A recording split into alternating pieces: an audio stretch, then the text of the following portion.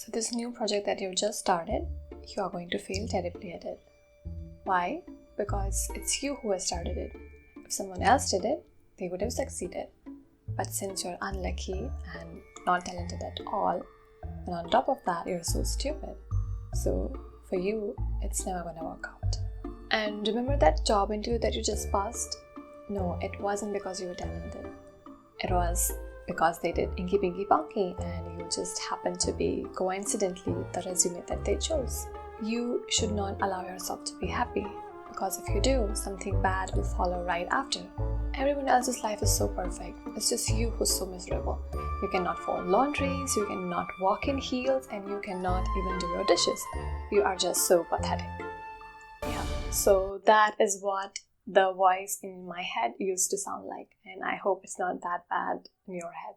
Now, I think that this negative voice in your head is actually a side effect of something else.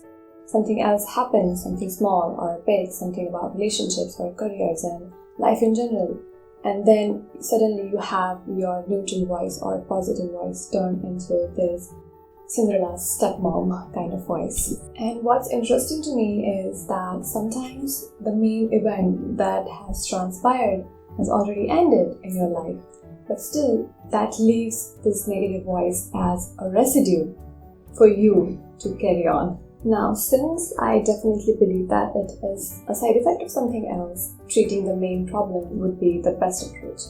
But sometimes we don't even know what the main event was. So how are we supposed to treat that? So in that regard, it's definitely helpful that I tend to believe that if you were to treat the side effects, sometimes you can treat the main event itself as well. Since you would have now this new perspective, new pair of eyes, possibly sparkly ones. So how are we supposed to do that? First of all, it's not a blanket. I'm really sorry to potentially make you feel guilty, but sometimes we like this negative voice. I know that sounds counterintuitive, but think of it like this. It is a way to protect ourselves, in my opinion, so the other circumstances can no longer reach us. Let's say, for example, that if someone is telling me that you're stupid, I will not be hurt by that if I say that to myself first. So it's my way of hiding in the blanket that, oh, I already said that to myself and I already believe that. So whatever you say, it's not gonna matter to me. That's one way to look at it. And another way would be that you feel good when you curse yourself out. This is when your self-hatred has reached its limits and your self-love is nowhere to be found. But whatever the case is, it's important to note that unless and until you realize that it's not a blanket and you are supposed to get out of it in order to live in the real world, you're beyond help. I'm really sorry to say that, but until you realize that you need this help, you probably won't be getting it. So it's not a blanket, I'd say it's more like alcohol. So right now you're feeling good while you're still drinking it, but in the morning you're gonna be so hungover when you see what you've done. As in, you're busy living in your misery and crying about your miseries that you forget to pay attention to what's happening right now, and that might go crashing down while you're busy hiding in the blanket. So please get out of the blanket. It's not a blanket. It's not you, it's her. So when I was in this negative self-talk, cursing myself journey, I once wrote a poem. I don't know why I did that, but in that poem, I acknowledged this voice in my head as a separate entity than myself. I talked to it like it wasn't myself. And I told her everything that I probably wanted to. I asked why she was being so mean to me while she was so kind to everyone else, and why she cannot forgive me for something so silly while she can forgive everyone else for something that probably should have ended the relationship with me. And then, of course, I ended it in a cheesy way, but that doesn't matter. What's important is when I wrote that out and I started seeing that voice as something other than myself, I have kind of begun a journey of getting myself out of that place. So technically it is a part of me, and I do have a good voice as well, which tells me good things, but I somehow listen less to her and more to this trashy person. So I have started seeing that as a completely separate entity from myself, and I don't want to listen to her at all. I know she means well, and I know that whatever she is saying is actually myself, like the way it ended in my poem in a really cheesy way when it said that it was basically all for myself. But that's not what I need. I don't live in a forest, you see. I don't need to be protected the way she wants me to be protected. I might listen to her when I think she's making sense, but not when she's being completely stupid. I do not allow myself to do that anymore, and I hope you will not either. So next time you see yourself talking shit to yourself, just say that it's you, it's not me, I'm not you, we are different, and just move on. Just break up with her. It's not you, it's her. Be an accountant. Okay, so after I got myself out of that blanket and started this person as a separate entity, I did the third thing. I became an accountant. So there was this one sentence that I used to say myself. It was on a very negative side, and not even by mistake do I want to plant you in your head. So I'm not gonna say what that was. But I would say that to myself over and over again, I think 10 to 15 times a day. That too on things like if I'd miss my step, I'd curse myself and I'd say that I should do that.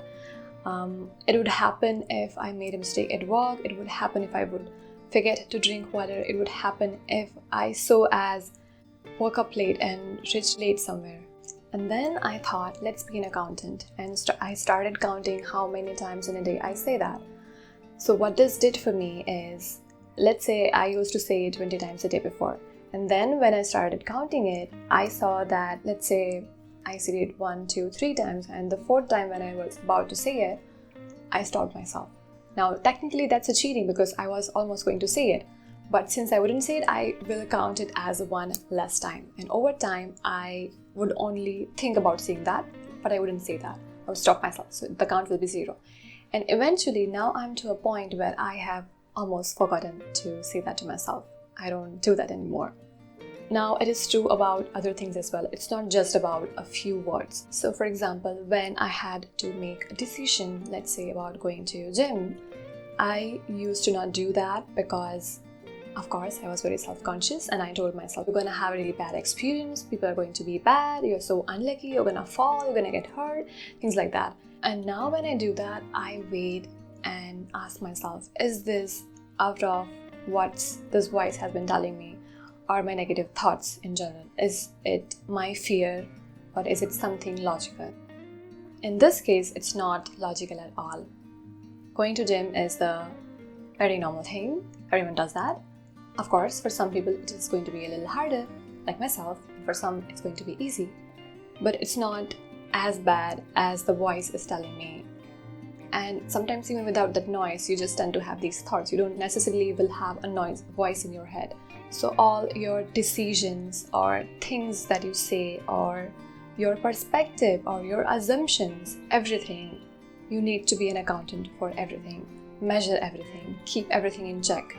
Anything that's not based on logic needs to go out of the way right now. It's going to take you less or more time based on how long you have been in this place.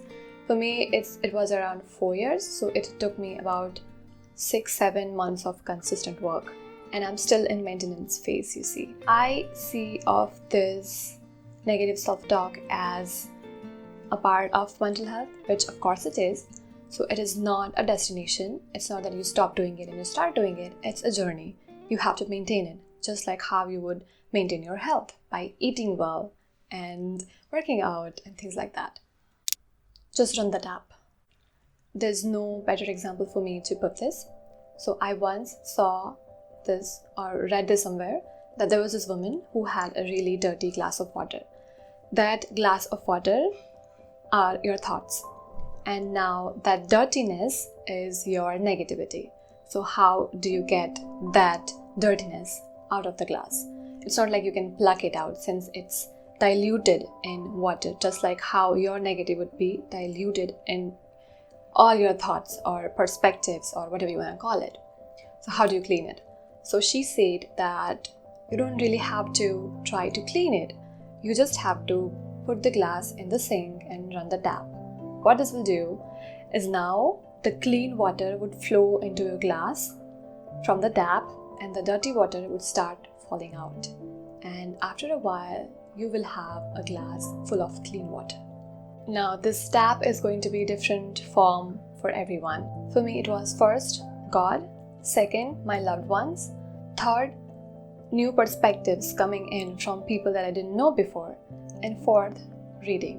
With 5 being a lot of my hobbies and interests and getting back at them. There were countless other things that I've done that I don't even know I've done. But whatever it is that you can fill your glass with, please go for it. It might be painting for you, or even Netflixing is fine. There's no rule here. You see, you just want to have good things in your life so that you can flush the bad things out. I hope I explained that right.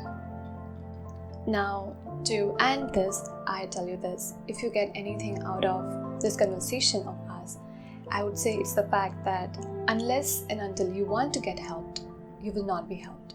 No video, no article, nothing can help you unless you want to get helped, unless you want to get out of the situation. So at the very first, please help yourself. If you do, if you want to get out of it, it might be that none of these things that I have said in this video will help you, but you will find things on your own that will get you out of your bad place. And if I didn't help you at all, please go watch other videos. Please read books, read articles. Something will click with you. Just because this video didn't click with you, please don't give up on this getting out of bad place journey. I hope to see you on the other side.